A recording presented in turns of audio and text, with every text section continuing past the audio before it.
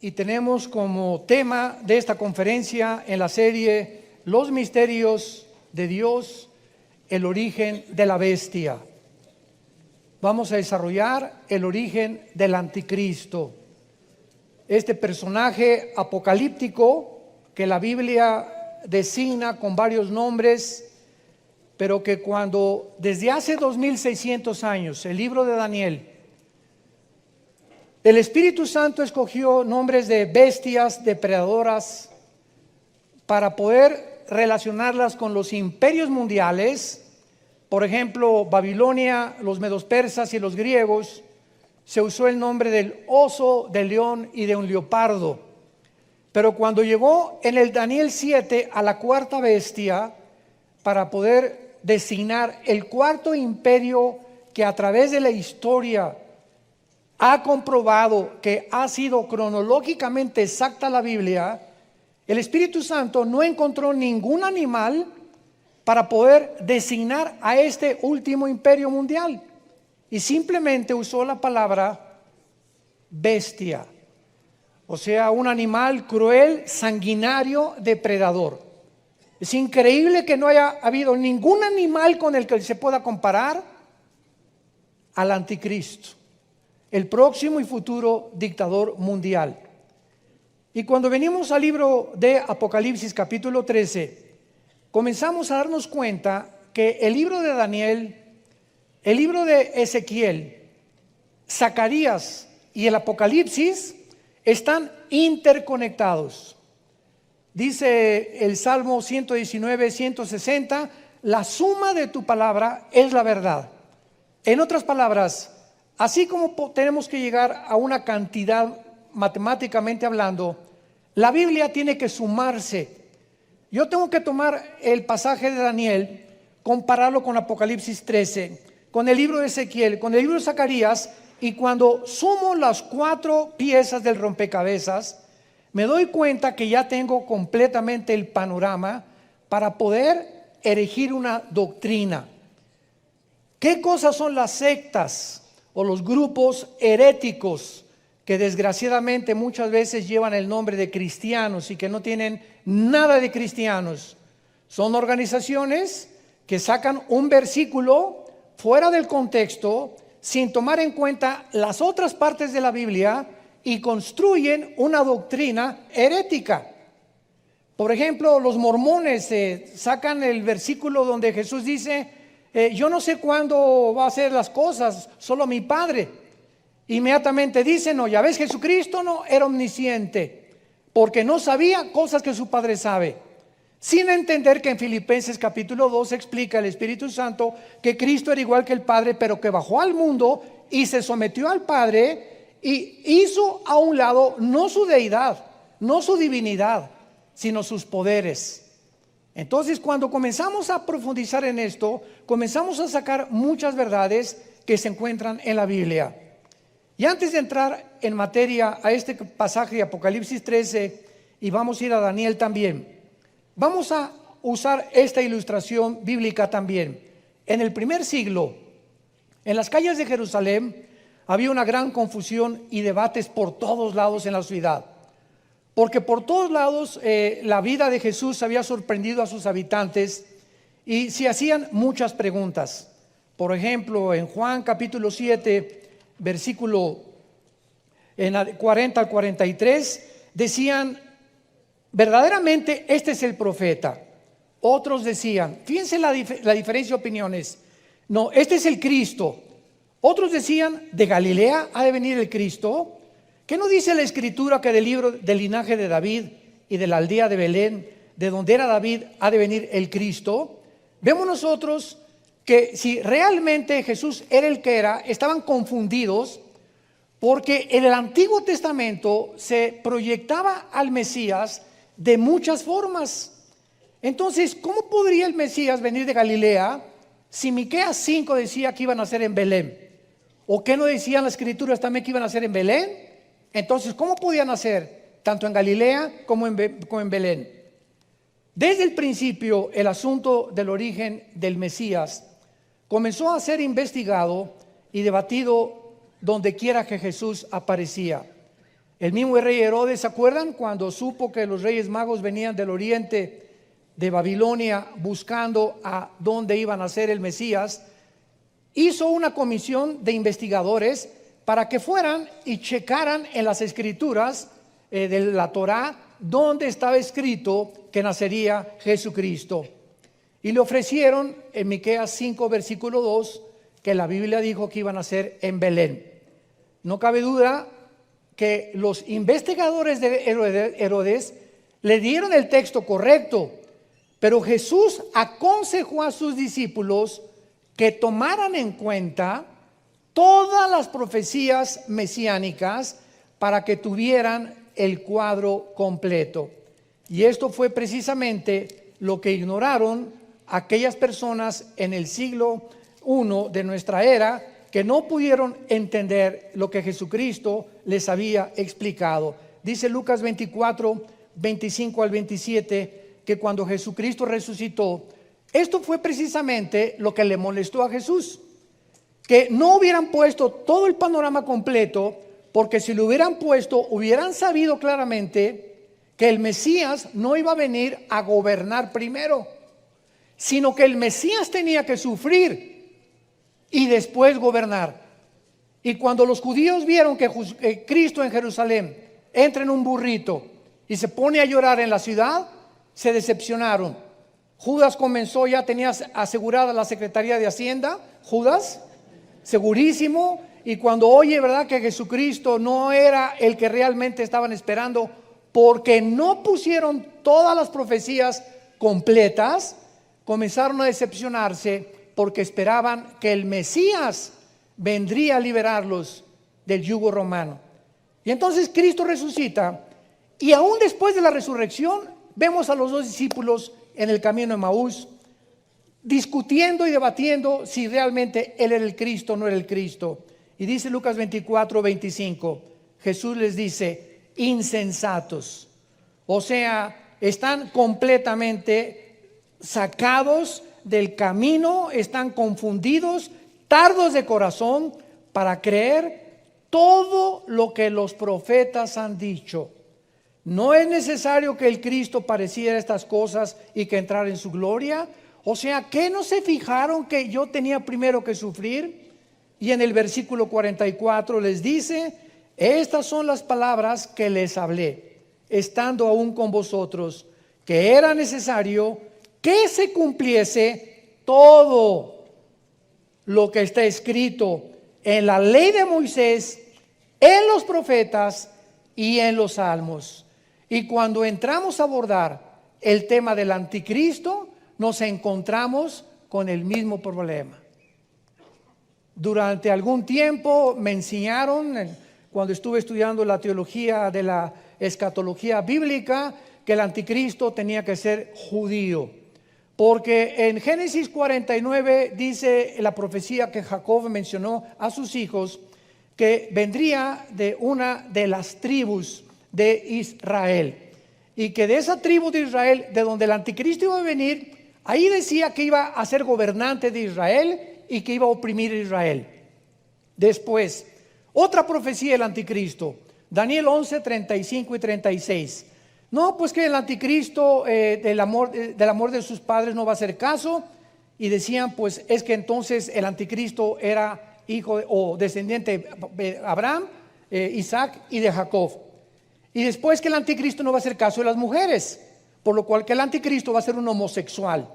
Entonces, cuando tenemos este grupo de profecías, sin tomar en cuenta la otra forma y el otro grupo de profecías que vamos a ver en la Biblia, comenzamos a entender, mientras más cerca estamos de la segunda venida de Jesucristo, más claridad vamos a tener en las profecías bíblicas. Porque en Daniel 12 dice la Biblia que los entendidos entenderán todas las cosas. Veamos, bueno, que de Cristo se profetizó que nacería en Belén, que nacería de una virgen, que vendría del linaje de David, que llegaría a Jerusalén montado en un burrito, que sería vendido por 30 monedas de plata, que resucitaría al tercer día. Todas estas profecías, si se hubieran unido, pudo haberse resuelto la identidad del futuro Mesías, como vamos a tratar de resolver la identidad del anticristo en esta conferencia. Si hubieran puesto las profecías de Cristo, hubieran sabido que sería profeta, pero que también sería Mesías, que sería siervo, pero también rey, que sufriría, pero también vendría a la gloria, que moriría, pero volvería a resucitar, que sería el Hijo del Hombre, pero también el Hijo de Dios, que sus raíces estarían en Belén, pero también en Galilea y en Judá. Entonces, cuando solamente tomamos una parte, para que me vayan siguiendo, nos damos cuenta la necesidad de escudriñar las Escrituras. Juan 5:39, escudriñen las Escrituras, hagan pozo en las Escrituras, investiguen, indaguen, busquen. La Biblia no es un libro superficial, es un libro que contiene piedras preciosas, tesoros escondidos que Dios quiere ahorita en la época que vivimos desenterrarlos para que podamos ver la grandeza de sus pensamientos y podamos vivir con una seguridad y una esperanza absoluta de que este libro es maravillosamente inspirado por Dios. Veamos ahora en el capítulo 13 del Apocalipsis, donde se describe de una forma muy sorpresiva el ministerio del anticristo, sin darnos cuenta que el capítulo 17 del Apocalipsis es primero que el capítulo 13. Porque en el capítulo 13 se describe el ministerio del anticristo y en el capítulo 17 se describe a la gran ramera, al sistema religioso. Entonces, ¿qué es primero? ¿La gran ramera o el control que se va a tener el falso profeta de las religiones o el gobierno del anticristo? La Biblia nos muestra claramente que los primeros 3 años y medio de los 7 años de tribulación, la gran ramera controlará a través de la religión y la persecución al mundo y a los mártires que va a asesinar. Y después la ramera en Apocalipsis 17 se retrata montada sobre una bestia que es el anticristo, dándonos a entender que el poder religioso controlará al poder político la primera mitad de la tribulación. Y ahí mismo en el capítulo 17 de Apocalipsis dice que después del anticristo, cuando la ramera haya terminado su ministerio, se deshará de la ramera, la quemarán porque es una ciudad que juntará todas las religiones, y entonces el anticristo a los 3 años y medio entra al templo de Jerusalén y se erige él como Dios. Entonces vemos primero la persecución de la iglesia falsa y después el gobierno político del anticristo. Pero el Espíritu Santo no nos puso cronológicamente el Apocalipsis. Nos pone primero el ministerio para que a nosotros nos es dado acomodar las piezas del rompecabezas. Eso es lo que Dios anhela de todos nosotros, que no solamente de una forma superficial leamos, sino que escudriñemos y comencemos a descubrir los secretos escondidos que Dios escondió y los misterios para que nosotros con la diligencia del estudio podamos descubrirlos. Dice el capítulo 13 de Apocalipsis, me paré sobre la arena del mar. Número 1, ¿dónde estaba Juan cuando escribió esto? Se encontraba en una isla exiliado por el gobierno romano que se llama Patmos, la isla, junto al mar Egeo, que es a un lado, ¿verdad? O el lado occidental de Grecia. Entonces, cuando dice Juan, me paré sobre la arena del mar, ¿en qué mar se encontraba Juan? En el mar Mediterráneo. Bueno, hasta ahí ya ubicamos geográficamente a Juan. Después de que sabemos que Juan estaba en el mar Mediterráneo, cuando recibe la visión del anticristo, dice así: vi subir del mar una bestia que tenía 7 cabezas, 10 cuernos, en sus cuernos 10 diademas y sobre sus cabezas un nombre blasfemo. Vean ustedes que cuando la Biblia dice vi subir del mar una bestia, nos damos cuenta que la ubicación geográfica, primero, de donde el anticristo será, no será del río Bravo, ni tampoco del Océano Pacífico, ni tampoco de Londres, ni del río Danubio, ni del río Nilo. No, lo primero que el Espíritu Santo nos presenta aquí es que el anticristo surgirá de una de las áreas del Mediterráneo. Durante mucho tiempo se enseñó que el anticristo saldría de Roma. ¿Por qué? Porque en Daniel 9, 25 al 27 se explica de un príncipe que ha de venir y de un pueblo que arrasó con Jerusalén en el año 70 después de Cristo. Pero cuando nos damos cuenta que los 10 dedos de la estatua de Nabucodonosor, estoy hablando ya de escatología y profecía porque creo que todos ustedes tienen principios elementales. No oigo muchos amenes. Bueno, ya para qué. El estatua de Nabucodonosor, que el sueño que él tiene es la estatua con la cabeza de oro, los brazos de plata, el vientre de bronce, las dos piernas de la estatua del capítulo 2 de Daniel eran de hierro y los dedos de los pies eran de barro mezclados con hierro. Entonces Nabucodonosor le habla a los brujos, a los astrólogos, a los magos, porque desde la antigüedad todos los gobernantes, un 90%, han tenido asesoramiento de chamanes y de brujos. Han buscado siempre a través del ocultismo que les digan cómo está el gobierno o hasta dónde van a ir. Entonces todos los brujos fracasaron y Daniel recibe de Dios la interpretación del sueño de Nabucodonosor. Sabemos que este sueño lo puso Dios. Y en este sueño le dice Dios a Daniel a Nabucodonosor: tú eres la cabeza de oro, Babilonia, porque Daniel se encontraba en el imperio babilónico. Los brazos y el pecho de plata es otro reino que seguirá al tuyo. Y de acuerdo a la Biblia, damas y caballeros, señores sociólogos y historiadores que nos escuchan, de acuerdo a la Biblia, cronológicamente la historia corrobora que así fue como se sucedieron los imperios mundiales. Entonces le dice Dios a Daniel: después de ti vendrá otro reino, otro imperio, que fueron, ¿quiénes? Los medos y los persas. Hicieron una alianza media contra Persia, que es ahorita Irán. El nombre de Irán en la Biblia es Persia. En 1935 le cambiaron el nombre a Irán o República Islámica de Irán. Y después vendrá otro imperio que es el bronce del vientre. ¿Quién siguió de los medos y los persas, señores historiadores? El imperio de los griegos, Alejandro el Magno, que a los 21 años de edad muere su padre Filipo y conquista casi el sur de Europa, el norte de África y casi todo el Medio Oriente. Y le dice Daniel al rey Nabucodonosor: y las piernas será un cuarto reino fuerte, tremendo, que pisoteará completamente todo. Y los 10 dedos de barro será el último imperio mundial, porque el barro no se mezcla con el hierro, así como el hierro con el barro. Y en ese momento Daniel le dice: y una piedra viene del cielo y golpeó la estatua en los pies y se derrumbó Babilonia, los medos y los persas, Grecia, Roma y el imperio del anticristo, representado por los 10 dedos de la estatua de Nabucodonosor.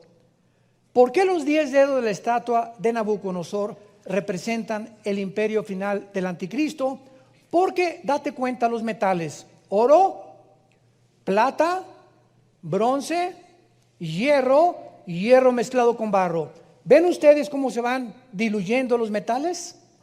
En otras palabras, los gobiernos, de acuerdo a la Biblia, irían de arriba hacia abajo. No habría evolución de los sistemas de gobierno del ser humano. Llegarían completamente a un punto donde se iban a desintegrar, a confundir y a mezclarse unos con otros, exactamente como lo estamos viendo en el siglo XXI. ¿Qué es el siglo XXI? Pues un siglo donde después de la Segunda Guerra Mundial, en el siglo XX, vino la democracia con Estados Unidos de Norteamérica. Todos los países comenzaron a tratar de seguir el modelo de Estados Unidos.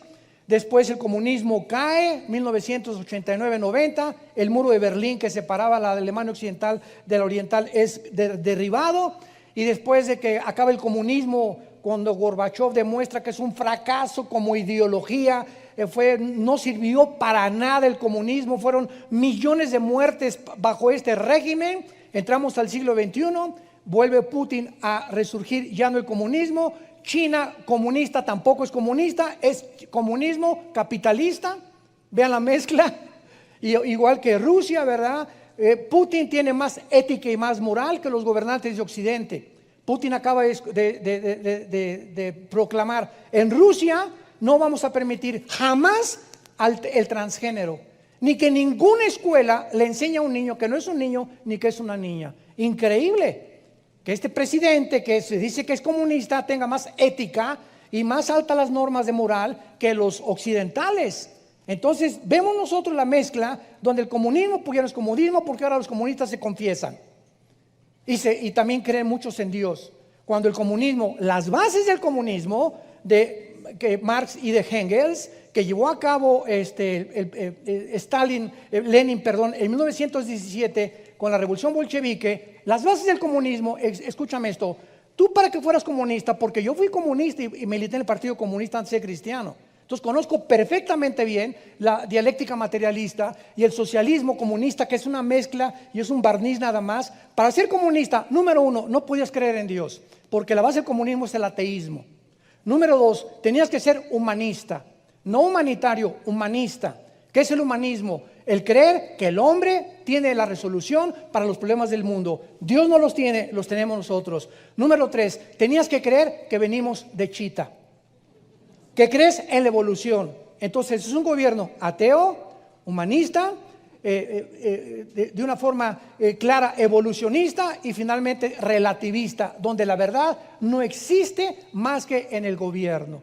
Y el gobierno tiene que controlar completamente las masas tarde o temprano a través de la expropiación de las propiedades, donde la libertad ya no es libertad. Entonces esto ya no existe, porque ahora nos damos cuenta que ya fracasaron. Ahora se mezcla comunismo con socialismo, con capitalismo, como en China, como en Rusia, etcétera, etcétera. Y ya no hay una ideología pura que pueda realmente decir: este ha funcionado. Todas han fracasado. Y el gobierno del anticristo, como el antiguo imperio romano, las dos piernas de hierro del rey representan a Roma, que fue el cuarto imperio después de Grecia. ¿Por qué dos piernas? Porque el imperio romano fue dividido en dos: en Constantinopla, que es ahora Turquía, Estambul, y en Alejandría.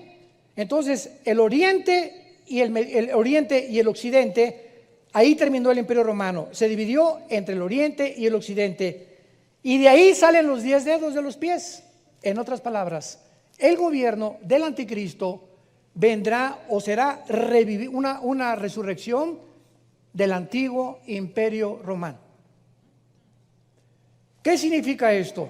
Roma no solamente conquistó Europa, Roma conquistó el Medio Oriente también.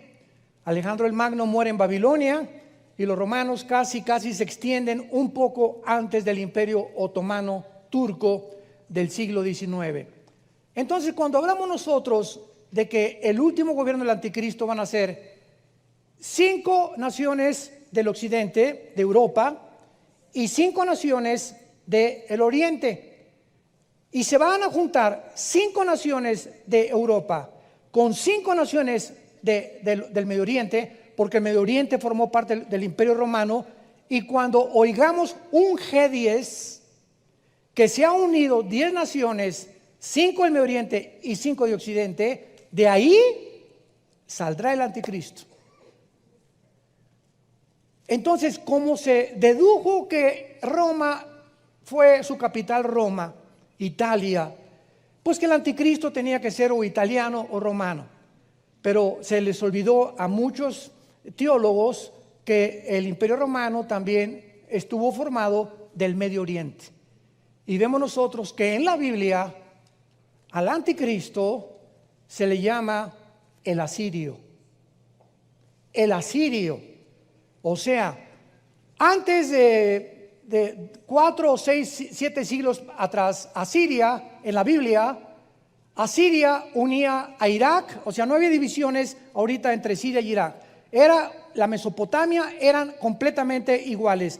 Asiria e Irak era una sola nación, los asirios. Y unía también a Irak y unía a Turquía.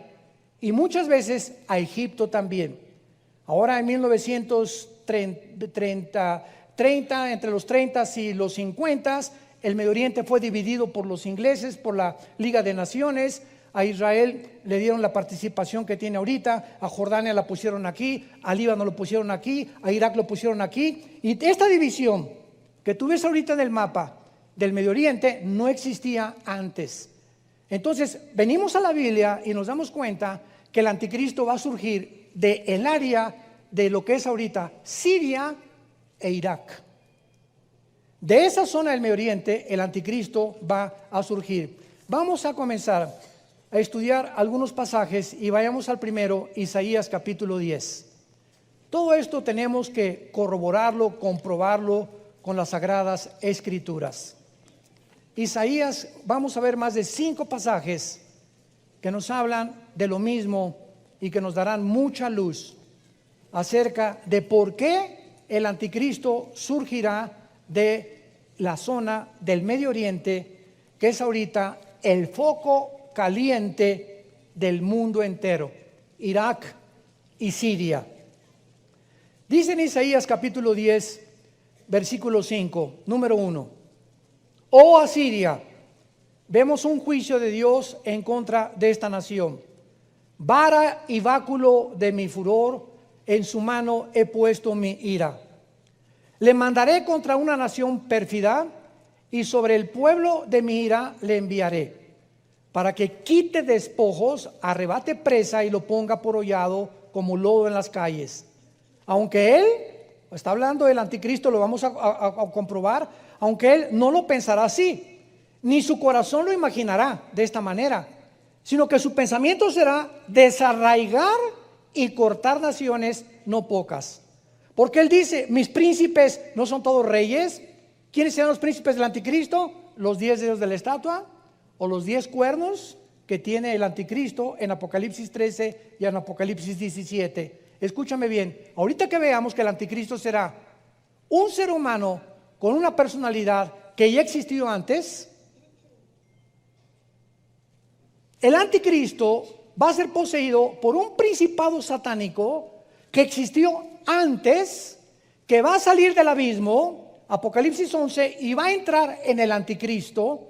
Y cuando entre el anticristo será un instrumento completo de Satanás, y los 10 reyes, los 5 de Europa y los 5 del Medio Oriente serán 10 príncipes satánicos, porque lo semejante atrae a lo semejante. Él no puede controlar a reyes que estén en contra de él. Esto es a lo que se refiere sus príncipes, y les menciona, no son reyes. Versículo 12, saquen un microscopio o una lupa. Pero vamos a ver que el contexto nos está hablando del final de los tiempos. Esto es importante al interpretar la Biblia. ¿En qué contexto de tiempo se está hablando de esta profecía? Dice así: acontecerá que cuando, después que el Señor haya acabado toda su obra en el monte de Sión y en Jerusalén, sabemos que no ha acabado, ¿verdad? Imposible. ¿Cuándo acabará esto? En la segunda venida de Cristo. Cuando Dios haya acabado, entonces castigará el fruto de la soberbia del corazón del italiano, del inglés, del que salió de Tlalnepantla, del rey de Asiria, y la gloria de la altivez de sus ojos. Aquí se está emitiendo un juicio contra Siria, pero al mismo tiempo se entiende que Dios lo va a usar como un instrumento de su juicio. Pero en el versículo 12 que acabamos de leer se nos revela claramente que hasta después, cuando venga la culminación de la historia, Dios va a castigar al rey de Asiria. Es claro que si Dios no ha terminado todavía, culminará con la segunda venida de Cristo, el rey de Asiria será castigado. ¿Quién es ese rey de Asiria? Que cuando venga Jesucristo lo va a destruir. Y según de Tesalonicenses 2 dice la Biblia, el apóstol Pablo, que se manifestará aquel inicuo con señales y milagros prodigios mentirosos, refiriéndose al anticristo, a quien el Señor destruirá con el resplandor de su venida. Y Apocalipsis 19 del 11 en adelante, y vi a un caballo blanco que venía del cielo, montado el verbo de Dios, a hacer justicia contra las naciones. ¿A quién viene a castigar? Al rey de Asiria. Y sabemos claramente, por lo que vamos a seguir leyendo, que entonces se está refiriendo al anticristo. Vayamos ahora a Isaías 14, versículo 25, donde se vuelve a emitir el mismo juicio otra vez. Y dice Isaías 14, 25, quebrantaré al asirio en mi tierra. O sea, será un líder que se levantará, tratará de desarraigar a las naciones y que será destruido hasta la segunda venida de Jesucristo. Pero no solamente eso, sino se nos dice la ubicación geográfica donde el anticristo va a ser destruido: en Jerusalén, en Israel, en la tierra de Dios. Y en mis montes lo hallaré, su yugo será apartado de Dios y su carga será quitada de su hombro. Aquí se vuelve a emitir el mismo juicio. Dios castigará al asirio en Israel, por lo que en ese tiempo Israel descansará de su azote. Vayamos a Isaías 30, otro pasaje, Isaías 30.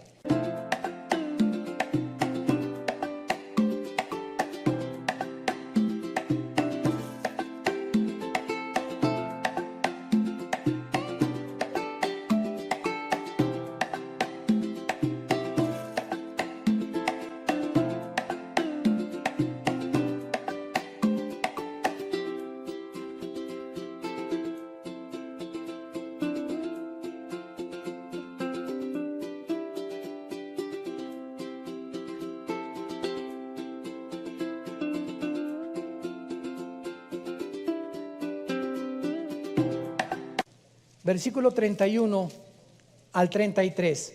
¿Ya ven por qué tienen que traer su Biblia? ¿Ya ven? Isaías 30, del 31 al 33. Pongan mucho cuidado. Porque Asiria, que hirió con vara, con la voz de Jehová será quebrantada. Y cada golpe de la vara justiciera que asiente Jehová sobre él, será con panderos, con arpas, y en batalla tumultuosa y peleará contra ellos.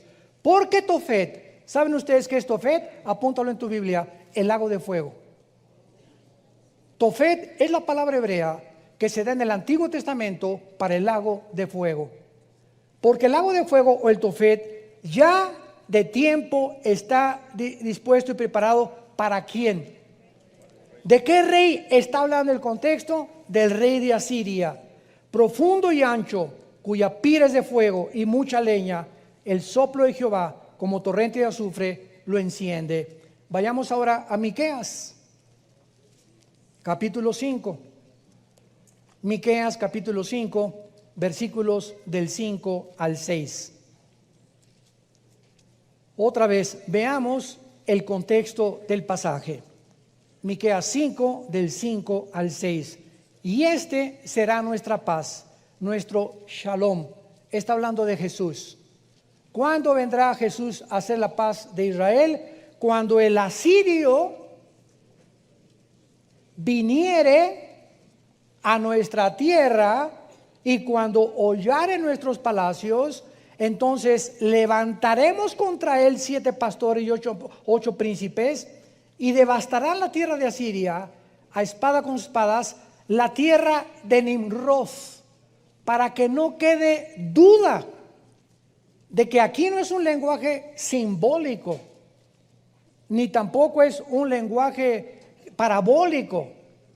Se menciona claramente que este rey de Asiria es el original de Nimrod. Génesis 10, del 11 en adelante, Nimrod fue el primer rebelde que se levantó contra Dios, y Nimrod fundó Babilonia, que es la segunda ciudad más mencionada en las Escrituras.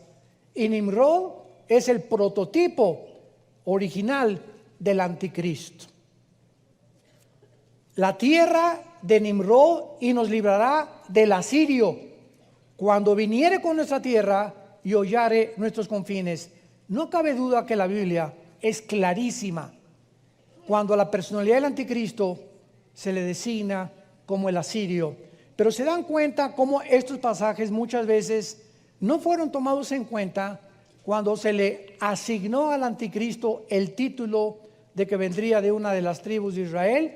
Ahora hay una forma maravillosa en la cual podemos compaginar las escrituras que dicen que posiblemente el anticristo surja de una tribu de Israel, pero al mismo tiempo que viene de Asiria. Fue lo mismo que con Cristo. La Biblia decía, de Belén surgirá y también de Galilea. Y no podían decir cómo se podía compaginar. ¿Cómo podía ser rey y profeta? ¿Cómo podía ser siervo y podía ser rey? ¿Cómo puede llamarse el Hijo del Hombre y además el Hijo de Dios? Y entonces esto confundió las mentes de los teólogos del Antiguo Testamento. Pero vean ustedes, antes de pasar a darnos el final estocada, en el libro de Ezequiel capítulo 31 hay una revelación maravillosa, escondida detrás de las páginas que Dios quiere escondernos y que nos quiere revelar. En el capítulo 31 de Ezequiel se revela a una persona, versículo 3, que se le llama el asirio. Síganme con mucho cuidado. Se le llama el asirio. Ok. A través de todo este capítulo se nos muestra que este hombre llamado el asirio estuvo en el jardín del Edén. Versículo 8. Los cedros, todo el pasaje está hablando del asirio, no lo cubrieron en el huerto de Dios. ¿Qué relación hay así el huerto de Dios? Las hayas no fueron semejantes a sus ramas. En el huerto de Dios fue semejante a él en su hermosura. ¿De qué manera el Espíritu Santo está ubicando al asirio en el huerto de Dios? Cuando sabemos que en el huerto de Dios estuvo Satanás. Versículo 9, lo hice hermoso con la multitud de sus ramas. Aquí se le compara a un árbol que estuvo en el huerto del Edén y que se llama el asirio. Y todos los árboles del Edén que estaban en el huerto de Dios tuvieron de la envidia. ¿Quiénes son estos árboles que el Espíritu Santo está usando para poder relacionarlos con los ángeles caídos que se encontraron en el huerto del Edén con Satanás? O sea, si vamos a Génesis capítulo 3, encontramos el árbol de la vida, el árbol de la ciencia del bien y del mal y los árboles frutales. Y encontramos a Satanás como una serpiente. Pero la palabra Hasheas, que se llama en el hebreo un ser luminoso, no era realmente como una serpiente. Esto es un simbolismo nada más. Entonces, Satanás estaba ahí en el huerto. Y si Satanás estaba en el huerto del Edén, no estaba solo. Ahora, ¿se acuerdan ustedes cuando en esta serie, creo que fue aquí donde compartí, si no consíguela, creo que fue la quinta o la sexta parte de la serie que estoy dando, Los Misterios de Dios, les compartí que el huerto del Edén era un huerto chiquito y Edén era la tierra. Entonces, el Edén se le llamaba toda la locación geográfica que Dios escogió para que el hombre viviera, y dentro del Edén puso un huerto, un jardín para Adán y para Eva. Por lo que en el Edén estaban los ángeles caídos. No estaba solo Satanás en la tierra. Y ya estaban caídos, ya existían antes que nosotros. ¿Por qué? Porque a Satanás, Juan 12:31, Juan capítulo 14, se le llama el príncipe de este mundo. ¿Cuándo fue relegado de rey a príncipe? En su caída. O sea, Satanás, antes de que Dios pusiera al ser humano en este mundo, ya él estaba en el planeta Tierra, donde desde aquí planeó el pinochetazo al cielo, el golpe de estado, el coup al cielo.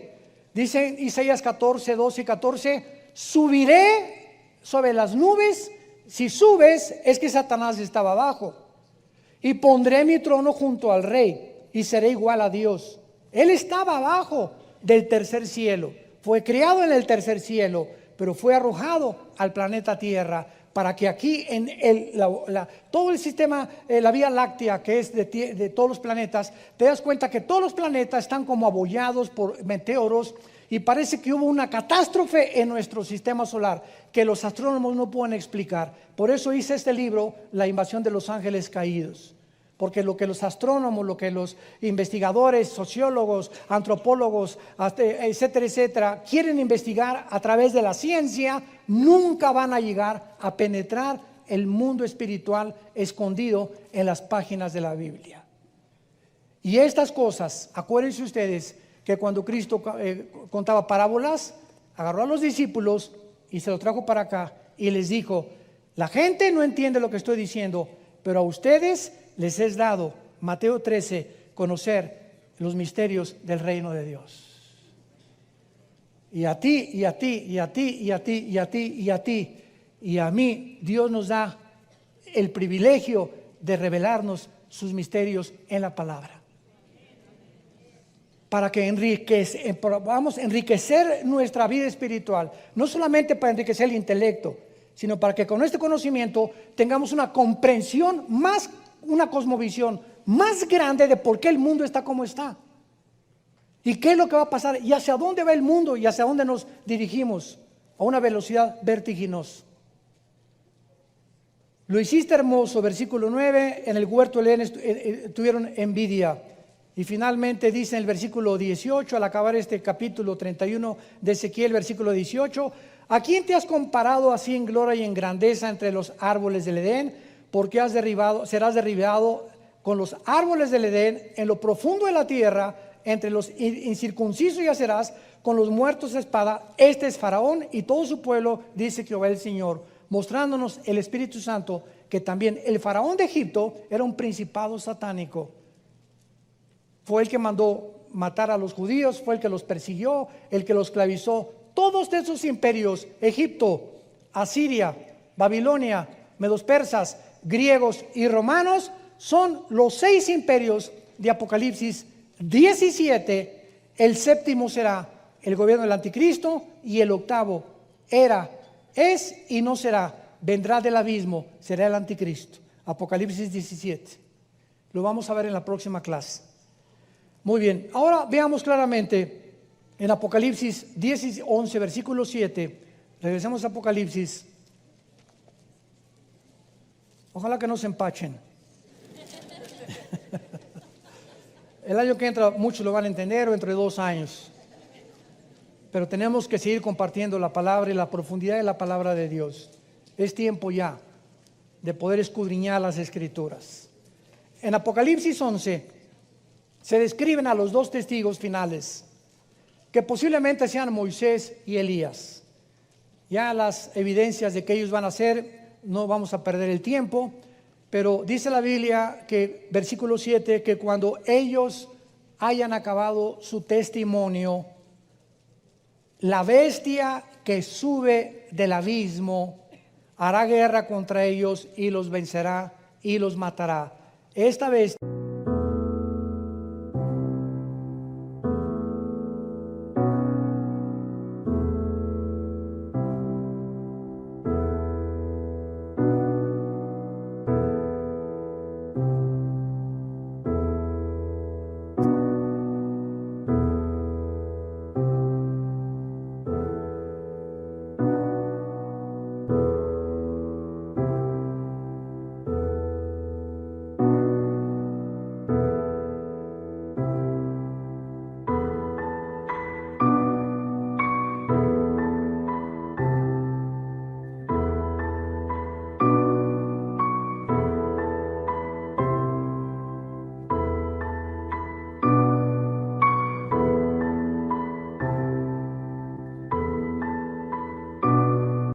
sabemos que es el anticristo. Comparen rápidamente con Apocalipsis 17, versículo 18. Apocalipsis 17, versículo 8. La bestia que has visto era. Nos damos cuenta que esta bestia, que es el anticristo, ya existía antes. La bestia que has visto era. Y no es, en el tiempo de Juan, esta bestia seguía en el abismo. Y no ha salido del abismo, saldrá hasta que el anticristo se manifieste. Y está para subir del abismo e ir a la perdición. Vemos pues que esta bestia, que es el anticristo, se le retrata. ¿Cómo es posible que el anticristo, pregunta, surja del abismo? ¿Acaso el anticristo estará involucrado con principados satánicos? ¿Que el espíritu del anticristo existió antes? Es otra pregunta que me han hecho muchos estudiantes. ¿Y el abismo? ¿Qué es el abismo? ¿Es un lugar físico, real, en el centro de la tierra, o es un lugar espiritual? No cabe duda que necesitamos encontrar todas estas respuestas en la Biblia, pero vamos a ver claramente que todas estas revelaciones acerca de la dimensión del mundo espiritual nos ayudan a comprender la naturaleza de la bestia y el anticristo, porque si no entendemos lo que Cristo hizo con los demonios, y si no entendemos que los demonios no son los ángeles caídos, son dos entidades completamente diferentes. Los ángeles caídos no se meten en las personas, los demonios sí se meten en las personas, pero el principado satánico que existió antes, que posiblemente haya sido el de Alejandro el Magno o el de Asiria, va a entrar y salir al abismo y entrar al anticristo. O sea, el espíritu de la bestia surgirá del abismo para poseer a un hombre. Y este hombre, poseído por una entidad espiritual, surgirá como la bestia en su forma final. ¿Ya me siguieron? Para que entendamos claramente. Porque si el anticristo va a ser un hombre como tú y como yo, va a tener espíritu. Somos espíritu, alma y cuerpo. Pero nosotros los cristianos hemos descubierto que podemos tener dos espíritus. ¿O no? ¿Cuántos espíritus tienes? Si eres cristiano tienes dos, tu espíritu y el Espíritu Santo. ¿Verdad? Tenemos dos espíritus, lo dice Romanos capítulo 8. El Espíritu de Cristo está entre nosotros y aparte nuestro espíritu. Él entró a nuestro espíritu. Entonces nos damos cuenta que en la dimensión espiritual, los espíritus pueden entrar a personas espirituales como tú y como yo y hacer una doble existencia o alterar la personalidad, que comienza la psicología por no entender que hay entidades espirituales que pueden poseer a los seres humanos. Le llaman esquizofrenia, sociopatía, paranoia, psicosis, etcétera, etcétera. Nombres clínicos para poder determinar que una persona tiene desórdenes múltiples de la personalidad. Y pues como los psicólogos y los psiquiatras, no quiero ofenderlos, pero simplemente no hay una medicina para un esquizofrénico, ni para un paranoico, ni para un psicótico, ni para un sociópata, más que chochos, pastillas tranquilizantes, es todo. No se puede manejar a una persona clínicamente clasificada con problemas mentales más que con tranquilizantes o con químicos que puedan establecer un balance en su sistema nervioso central para que esa persona pueda actuar normalmente, sin darnos cuenta que mientras más químicos tomas, más te descompone tu personalidad y sales a un lugar mucho peor que el que te encontrabas. Porque la ciencia no puede dar la solución a la sangre de Jesucristo, que es la que nos limpia de toda situación del pasado y del presente, si nos mantenemos una vida en santidad. Ahora es claro entonces que será un ser humano nacido de mujer, el anticristo, y también una espiritual entidad satánica. Y quiero ahora concluir para unir la forma como se manejó de que el anticristo era romano y que se refiere a Israel con el asirio. En el año 700 antes de Cristo, o sea, hace 2700 años, la tribu, acuérdense que Israel estaba dividido en la tribu del norte y la tribu del sur. La tribu del norte, Israel, fue llevada cautiva por los asirios. Otra vez surge el nombre de Asiria. Los asirios fueron los primeros que se llevaron a 10 tribus exiliadas al norte, a Siria, y hasta este momento, el siglo XXI, esas tribus desaparecieron en la historia.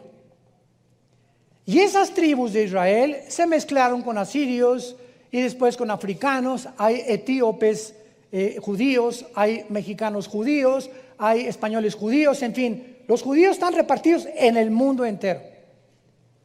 Y cuando hablamos de que el anticristo será también asirio, pero también puede ser judío, no hay ninguna discrepancia, porque las mismas raíces, escúcheme con mucho cuidado, las mismas raíces de Hitler están descubriendo que era judío. Virgen del Socorro. Carlos Marx, judío, ateo.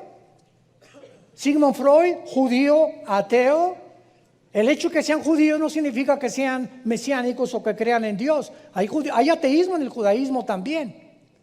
Entonces vemos que el anticristo puede ser, si va a salir de Asiria y de esa región del Medio Oriente entre Irak, Siria, el Líbano, Egipto, etcétera, etcétera, esa persona puede ser alguien que se mezcló hace 2700 años y que traiga sangre judía y al mismo tiempo que surja de Asiria.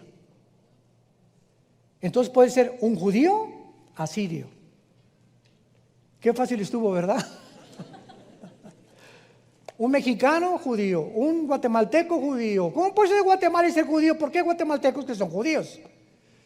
Ahorita sí, por ejemplo, un americano, yo conozco americanos que nacieron en Costa Rica, de misioneros americanos. ¿Qué son? ¿Ticos, o sea, costarricenses, o son gringos? Pues son de los dos, ¿verdad? Porque nacieron en Costa Rica, pero su origen es Estados Unidos de Norteamérica. Ni tampoco Estados Unidos de Norteamérica, porque no hay ningún original en Estados Unidos de Norteamérica. Todo Estados Unidos está poblado por inmigrantes. Los únicos gringos son los apaches, los sioux, los cherokees, las tribus indígenas que entraron por el estrecho de Bering de Asia, porque descienden de Sem, todos los indígenas desde aquí hasta el Amazonas, todos descienden de Sem, del segundo hijo de Noé, y entraron y poblaron, y son los aztecas, tlaxcaltecas, los sioux, en Guatemala, los mayas, todos ellos, chichimecas, etcétera, etcétera. Todo Sudamérica fue poblado por la tribu de los semitas, y todos los demás son inmigrantes en Estados Unidos. Y cuando comenzamos a tener todo este panorama, podemos armar ya un rompecabezas y entender, porque muchas veces nos confundimos en la Biblia, pareciendo que esta parte contradice esta parte. No hay contradicción. Hay que seguirle investigando, rascando, para descubrir realmente lo que Dios quiere darles a los diligentes, a los Josés, a los Danieles del siglo XXI. Te damos gracias, Señor, por tu palabra maravillosa, que es verdad. Gracias, Señor, por tu revelación que podemos nosotros discernir solo con tu Espíritu. Porque esta revelación, solo tu Espíritu, que escudriña lo más profundo de tus pensamientos, viviendo dentro de nosotros, nos ha abierto zonas de nuestro cerebro y de nuestra mente desconocidas, solamente para aquellos que siguen a Jesús. A ustedes les es dado conocer los misterios del reino de Dios. ¿A quiénes? Solamente a los que siguen a Jesús. No a los que siguen a Jesús el domingo nada más. A los que lo siguen el lunes, el martes, el miércoles, el jueves y todos los días de la vida. Porque esto es lo que es el cristiano. Un hombre y una mujer que todos los días de su vida ha decidido tener la prioridad en su vida de seguir al Maestro, a Jesucristo, el Hijo de Dios, de la sangre sempiterna que nos lavó de nuestros pecados y nos hizo reyes y sacerdotes para Dios su Padre. Vengan a Cristo en esta mañana todos ustedes, los que nos ven también a través de la televisión o los que nos oyen audiblemente, y entrégale tu vida diciéndole estas palabras: Señor mío y Dios mío, te pido perdón por mis pecados. Reconozco que estoy en una vida de confusión. Cientos de pensamientos pululan en mi mente. Ahora sé que solo Jesucristo, tu Hijo, entrando a mi vida, va a poderme dar esa paz. Porque sin esa paz no podemos entender a Dios. Creo que en la cruz murió en mi lugar, con su sangre pagó por mis pecados, y que a los 3 días resucitó de los muertos. Gracias, Jesús, por tan grande salvación, y porque todo esto lo has hecho simplemente por tu gracia. En el nombre de Jesús. Amén.